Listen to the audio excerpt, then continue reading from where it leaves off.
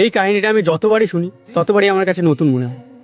একটা ইয়ং ছেলে একজন সাধুমশাইয়ের কাছে যায়, তার সব স্বপ্ন লক্ষ্য তার কাছে খুলে বলে, আর তাকে এটা জিজ্ঞেস করে আমি এটা কিভাবে খুব তাড়াতাড়ি অর্জন করতে পারবো। সাধুমশাই বলেন তুমি কাল আসো। আর ছেলেটাও ঠিক কাল সময় মতো এসে উপস্থিত হয়। এখন দুজনে স্নানের দিকে রওনা দিয়েছে, আর স্নানের পুকুরে নেমে সেই সাধুমশাই সেই ছেলেটার মাথায় হাত দিয়ে তাকে জলে চুবিয়ে ধরে।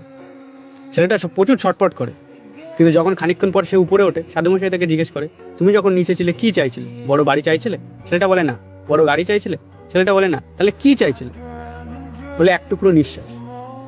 সাধুমশাই বলে ঠিক যেভাবে তুমি জলের নিচে থাকাকালীন তোমার মন বুদ্ধি শিরা উপশিরা তোমার রক্তের প্রতিটা বিন্দু এক ফোঁটা নিঃশ্বাসের জন্য চিৎকার করছিল, ঠিক সেভাবেই তোমার প্রতিটা অঙ্গ প্রত্যঙ্গ তুমি যে জিনিসটা চাও সেটার জন্য যেন সেভাবেই চিৎকার করো। তার অভাব যেন প্রতি মুহূর্তে তোমার ফিল হয়।